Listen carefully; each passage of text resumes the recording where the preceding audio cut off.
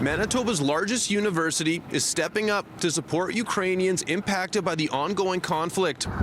The U of M is one of several Canadian universities expanding supports for students and scholars whose education and lives are at risk.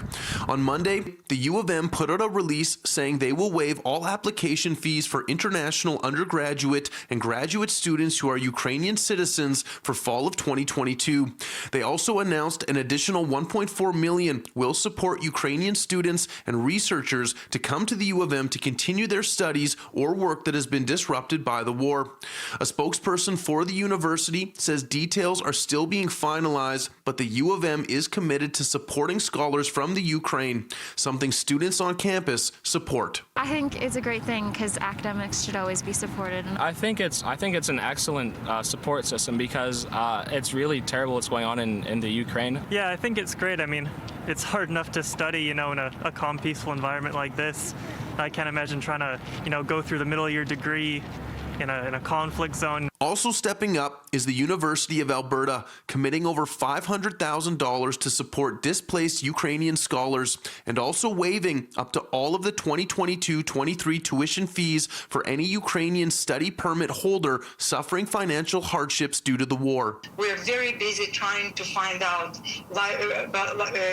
effective routes to bring and support our colleagues in Ukraine. Natalia Konenko-Friesen, director of the U of A's Canadian Institute of Ukrainian Studies, hopes the initiative will inspire the wider community and local corporations to match their $500,000 fund to further support displaced scholars.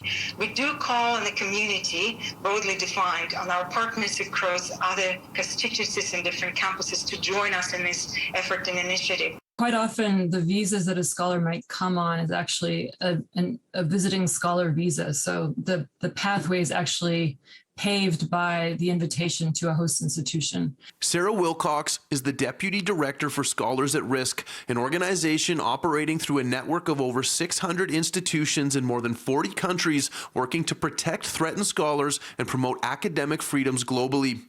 Wilcox says if Ukrainians can connect with Canadian schools to come as students, researchers, or instructors, it accelerates the process of getting out of the conflict zone to safety. So without that, quite often scholars are stranded, the university's offering of a role and a position at their institution is a key part of all of this. In Winnipeg, Mark Neufeld, City News.